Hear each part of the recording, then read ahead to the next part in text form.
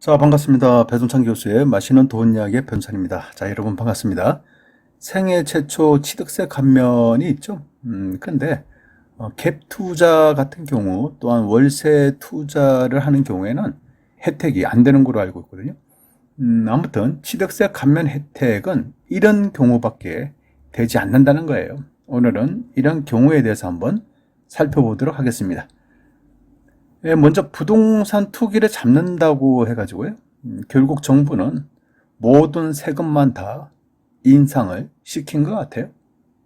취득세가 됐든 종합부동산세가 됐든 보유세가 됐든 양도소득세까지 다 인상이 됐죠. 그 중에서도 이 취득세 개정안을 보면 좀 놀랍죠. 뭐가 놀랍냐면 취득세가 6억 미만의 아파트 같은 경우에는 뭐 1%대에 납부하다가 이제는요, 조정 대상 지역 같은 경우 2주택일 때는 8%, 3주택, 4주택 같은 경우에는 12%고, 법인 같은 경우에는 그냥 무조건 12%를 매기겠다는 거예요. 엄청나게 세죠. 아마 710 부동산 대책 중에 저는 취득세가 가장 큰 타격이다라고 이렇게 말씀을 드릴 수 있을 것 같아요. 따라서 이만큼 세금을 거두는 만큼 또 무엇인가 국민들에게 뭐 많은 세금을 거두는 만큼 또 많은 혜택을 또 줘야 되지 않겠어요? 그런 의미에서 본다면 취득세를 뭐 1%에서 갑자기 뭐 8%, 12%로 확 올렸고요. 이에 반해서 이제 혜택을 주는 거는 생애 최초로 주택을 구입할 경우에는 취득세의 면제 또는 감면 혜택을 준다는 거예요. 이를 자세히 한번 살펴보면요. 취득세 같은 경우 그냥 매매 금액 기준이고요. 이거는 뭐 공동주택 공시가격하고 상관없어요. 그냥 매매 계약서를 체결하는 그 금액이 기준이라는 거예요. 1억 5천만 원 이하일 때는 100%로 감면해 주겠다. 즉 취득세를 면제해 주겠다는 거고요. 1억 5천만 원에서 3억 이하는 50%를 감면해 주겠다. 단 수도권 같은 경우에는 4억 이하일 때는 50%를 감면해 주겠다는 거죠. 그렇다면요. 무주택자들이 생애 최초로 주택을 구입할 경우에 다 취득세를 면제 또는 감면을 해주나? 이건 아니겠죠. 그래서 다음과 같은 조건을 맞춰야지 면제나 감면을 해준다는 거예요. 첫 번째로 본다면 매매 금액이 기준에 맞아야 된다. 아까 말씀드렸죠. 1억 5천만 원 이하는 그냥 면제를 해주는 거고, 두 번째로 본다면 세대주택 및 세대원 전부가 생애 최초 주택 구입해야 된다는 얘기예요. 부부 중에 한 명이라도 전에 주택이 있었다면 안 된다는 거고, 가족 중에 한 명이라도 주택을 가지고 있으면 안 된다는 얘기예요. 그래서 세대주 및 세대원 전부가 주택이 없는 아주 맑고 깨끗한 사람들, 융자도 없어. 왜냐? 내 집이 없으니까 융자도 없겠죠. 그래요. 아무튼 생애 최초로 주택을 구입하는 경우 온 가족, 뭐 부부가 됐든 뭐 가족 전원이 다 무주택이어야 된다는 얘기예요. 세 번째로 본다면 부부 합산 연소득이 7천만 원 이하가 돼야 된다는 건데요. 이는 맞벌이든 외벌이든 합산해서 총 금액이 합산 소득이 연소득이 7천만 원 이하여야 된다는 얘기죠. 무엇보다 가장 중요한 거 이제 다음 장에 나오는데요. 네 번째는요. 실제 거주의 목적으로 취득해야 된다는 얘기예요. 즉 여기서 중요한 거는 거주다. 직접 그곳에서 살아야 된다라는 이런 조건이 있는 거죠. 따라서 제가 보는 점에서는 이 조건이 가장 무서운 거예요, 이게. 어떻게 보면 뭐 충격적이라고도 볼 수가 있겠죠. 이를 또 자세히 살펴볼까요? 실제 거주를 하라는 거니까 뭐 취득일로부터 3개월 이내에 상시 거주를 해야 된다. 만약에 거주를 안 할 경우에는 어떻게 될까요? 아니 취득세 감면받은 거, 취득세 또 면제받은 거 다시 돌려줘야 된다는 얘기예요. 두 번째로 본다면 취득일 이후 3개월 이내에 세대 합산 2주택이 되면 안 된다는 거죠. 이것도 마찬가지지 않나요? 알고 보니까 주택 하나 더 샀다. 이것 또한 안 된다는 얘기인 것 같고요. 세 번째로 보면 3년 미만 동안 실거주를 해야 되고요. 매각, 증여, 타용도로. 여기서 말하는 타용도라는 것은 내가 이 주택을 전세로 줬다. 내가 이 주택을 월세로 줬다. 즉 임대로 줬다는 거 아닙니까? 이럴 경우에는 안 된다는 얘기예요. 따라서 면제 감면된 취득세를 뭐 하겠다? 추징하겠다는 겁니다. 나중에 뭐 한다? 돈을 받아내겠다는 거예요. 뭐 간단하게 말씀을 드리면요.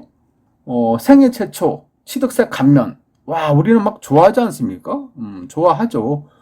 좋아하는데 알고 보니까 실거주가 아니고는 취득세 감면이 하나도 안 된다는 얘기예요. 즉, 전세를 끼고 내 집 마련했다. 또한 월세를 끼고 내 집 마련했다. 이거 취득세 그대로 가사하겠다는 거예요. 취득세 감면 하나도 안 된다는 얘기예요. 어떻게 보면 정부가 참 대단한 것 같아요. 이거 거두는 것은요, 최대로 걷어요. 뭐 취득세가 갑자기 뭐 1% 납부하다가 뭐 8 내지 12%. 어떻게 보면 뭐 1200% 인상이잖아요. 최대로 걷어.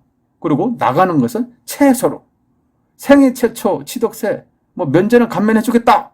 그러니까 싹 풀어놓고 알고 보니까 이 조건에 맞아야 돼요. 근데 그 조건이 너무 까다롭다는 거죠. 그렇잖아요. 생애 최초. 까다로워도 너무 까다로워. 내가 생애 최초 주택을 사가지고 실제 거주를 했어요. 그런데 2년 9개월 되는 차에 내가 딴 곳으로 발령이 났어. 이사를 가야 돼. 그러다 보니까 제가 다른 곳에 주택을 사고 이거 임대로 줬다. 그러면 뭐 한다? 이럴 경우에 2년 9개월 전에 취득세 감면받은 거 요거를 뭐 한다?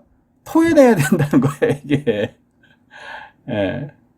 그러니까 무조건 3년 이상 뭐 해야 된다? 살아야 된다는 얘기예요, 여러분. 참 무서운 거죠. 아무튼 생애 최초 내 집 마련에 대한 취득세 면제와 감면에 큰 기대를 하신 분들 입장이라면 좀 난처한 경우를 또 당했다라고 이렇게 말씀을 드릴 수 있을 것 같고요. 그런데 뭐 또 어쩔 수가 없겠죠. 뭐 우리야 뭐 정부가 하라면 해야 되지 않겠습니까? 그래요. 납부해야죠. 그렇다면 실거주 생애 최초 내 집 마련의 경우에는 어떤 절차와 어떤 또 서류가 필요할까요? 이런 부분까지도 한번 자세하게 살펴보도록 하죠. 가족관계증명서 이거 뭐 중요하잖아요. 그래서 세대원 중에 재산관계가 어떻게 되는지 또 세대원 중에 주택이 있는지 없는지 이런 것까지 이제 다 조사를 한다는 얘기고요. 주민등록등본은 한 통이면 되고요. 그리고 소득증명원 뭐 남편이 예를 들어서 소득이 있다. 직장에 다닌다. 그럴 경우에는 소득증명서를 떼야 되고요. 사실증명서 여기서 말하는 사실증명서라는 거는 나는 뭐 가정주부다. 뭐 가정주부 같은 경우 소득이 없지 않습니까? 이러한 부분에 대해서 즉 소득이 없다는 것을 증명하는 그러한 부분이 사실증명원이 되죠. 그래서 소득증명원, 사실증명원은 세무서 가셔가지고 발급을 받을 수가 있고요. 각 시군 군청에 있는 이렇게 소득증명원이나 사실증명원을 발급받을 수 있는 무인 발급기가 비치가 돼 있다고 하네요. 혹시라도 또 모르니까 또 시군 군청에 비치가 돼 있는 곳이 있고 또 비치가 됐다 하더라도 사실증명원이나 소득증명원이 또 발급이 또 안 됐을 때 있지 않습니까? 왜냐하면 사례는 다양하던 거예요. 각 시군 군청 취득세 담당자하고 상의를 하세요. 혹시 구청에 비치가 되어 있는 무인 발급기에 소득증명원과 사실증명원이 발급이 되는지 요거 꼭 확인을 하고 구청에서 또 발급이 가능하다면 구청에서 그냥 발급을 받으시면 되겠죠. 또한 구청에 가보시면 감면신청서가 비치가 되어 있거든요. 여기다가 감면신청서 작성하시고 매매계약서 당연히 뭐 들고 가셔야 되겠고 부동산 거래신고서 이것도 당연히 뭐 들고 가셔야 되겠죠. 그렇다면 최종적으로 여러분들 좀 궁금하게 생각하시는 부분에 대해서 한번 설명해 드리죠. 시행일은 언제입니까? 라고 말씀하신다면 8월 13일 날 시행된다고 합니다. 근데 중요한 거는 오늘이 8월 12일인데요. 각 시군 군청에 전화를 해보니까 오늘부터 취득세 감면이 실제적으로 되고 있다고 하네요. 그리고 기준은 계약일이 기준입니까? 아니면 잔금일이 기준입니까? 라고 이렇게 여쭤본다면 취득세이므로 당연히 잔금 날짜가 기준이다라고 말씀을 드릴 수 있을 것 같고요. 7월 10일 이후 계약분에 대해서 뭐 소급 적용을 받습니까? 라고 했는데요. 소급 적용을 받는다고 합니다. 즉 7월 10일 이후에 계약한 이런 경우에는 뭐 할 수 있다? 취득세를 면제 또는 감면받을 수가 있다는 얘기죠. 그렇다면 신축과 구축에 대한 구별이 있나요? 이런 부분에 대해서는 구별이 없다는 거예요. 뭐 신축된 아파트든 구축이든 상관이 없다는 얘기고요. 주택 면적에 대한 제한이 있나요? 라고 여쭤보시면 제한이 없다는 얘기예요. 그냥 대상이면 다 받을 수 있다는 얘기고요. 7월 10일 이전 계약하고 8월 11일 이전에 잔금을 한 경우, 즉 잔금날이 7월 10일이 넘었다면 취득세를 감면받을 수 있다고 합니다. 그런데 8월 13일부터 이 법이 시행인데 우리가 8월 10일까지 이렇게 잔금을 납부했다면 취득세 감면 못 받으신 분도 있겠죠. 이럴 경우에는 취득세 환급 신청을 하시면 이 취득세를 돌려받을 수가 있다고 하네요. 그리고 7월 10일 이전 계약하고 8월 11일 이후에 잔금을 한다. 이건 물어보면 반하겠죠. 그냥 취득세 감면 받을 수가 있다는 얘기입니다. 여러분이 좀 궁금하게 생각하신 부분까지 다 포함해서 오늘 방송을 해드린 것 같아요. 그런데요.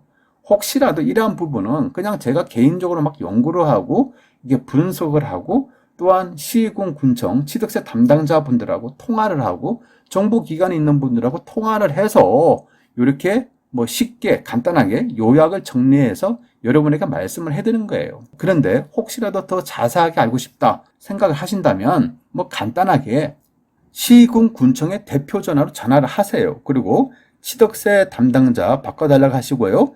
취득세 면제 감면 담당자로 또 바꿔달라고 하시면 돼요. 그러면 더 자세한 상담을 여러분 받아보실 수가 있을 것 같아요. 이상까지 배종찬 교수의 맛있는 도움 이야기였습니다. 감사합니다.